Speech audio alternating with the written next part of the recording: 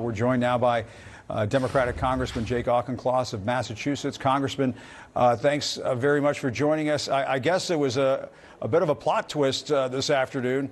We did not, I guess, first of all, a lot of Americans expected that the government would shut down at midnight tonight.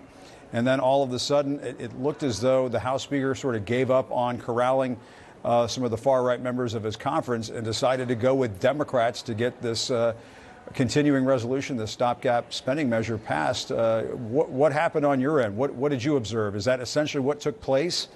And are you happy with this?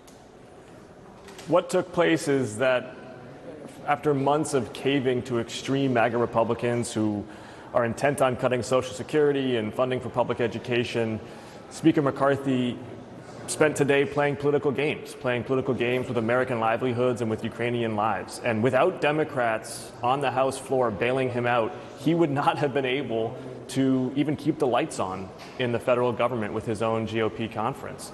I voted to fund the government because it's the responsible thing to do, but this is the last time I am voting for a GOP compromise that does not have clear, credible, concrete support for Ukraine as part of it.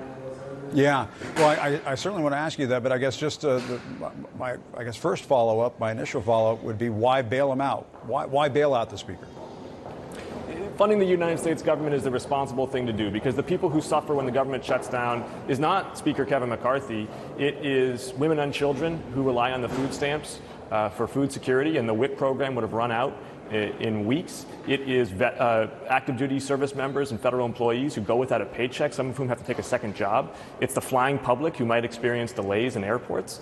None of them are to blame for Speaker McCarthy's political cowardice, and they should not be the ones to suffer. But neither should the Ukrainians fighting on the front lines of the free world be the ones to suffer here.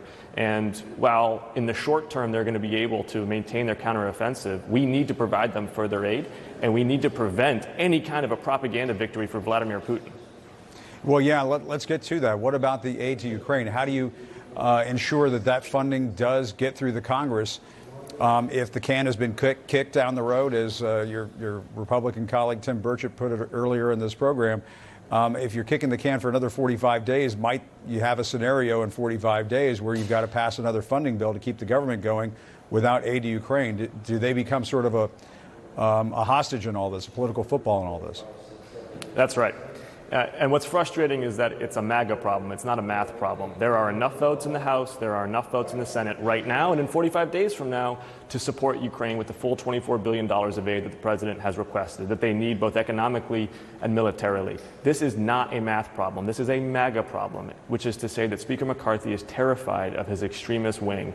And ultimately, push will come to shove. And Speaker McCarthy is going to have to put U.S. national security interests over his own tenuous hold on power. And I guess, Congressman, I mean, what do you say to Americans out there? And I mean, I know that the House is controlled by the Republicans, but there might be folks at home who perhaps don't focus in on that distinction and say, well, why is it that they're waiting to pass this thing, you know, in the 11th hour, or almost the 11th hour, to keep the government running? They're right to be frustrated. In the springtime, Speaker McCarthy and President Biden negotiated a bipartisan deal to fund the government for the next year. It had overwhelming passage in the House and in the Senate. It was a compromise. Neither party got everything that they wanted. Within a week, Speaker McCarthy backed away from that bipartisan deal. Senate Republicans, Senate Democrats, the White House, House Democrats, all still on board with it. It was just Speaker McCarthy who backed down from it. And so Americans have every right to question why we're in an 11th hour scenario here, because this was taken care of months ago. And again, until Speaker McCarthy is willing to stare down his extremist MAGA caucus, this is going to continue to happen. But as you know, to that point, though, members of that far right wing of the Republican conference, many of them are dead set against any funding for Ukraine. Might they be in a situation where they're tempted to jam Democrats again? I mean, I would assume to some extent folks like yourself on the Democratic side feel a little jammed in all of this because you don't want the government to shut down, and so you had to swallow a bit of a bitter pill that you perhaps didn't want to swallow, and that is no aid to Ukraine. How do you trust the other side to not land you in this place all over again 45 days from now? Oh, trust is limited. And you're right that Speaker McCarthy has let the tail wag the dog for too long. And ultimately, support for Ukraine has to come to the House floor for a vote. And again, the votes are there. The votes are there to pass it. We've seen that in repeated amendment votes for Ukraine aid in smaller increments in the House and the Senate.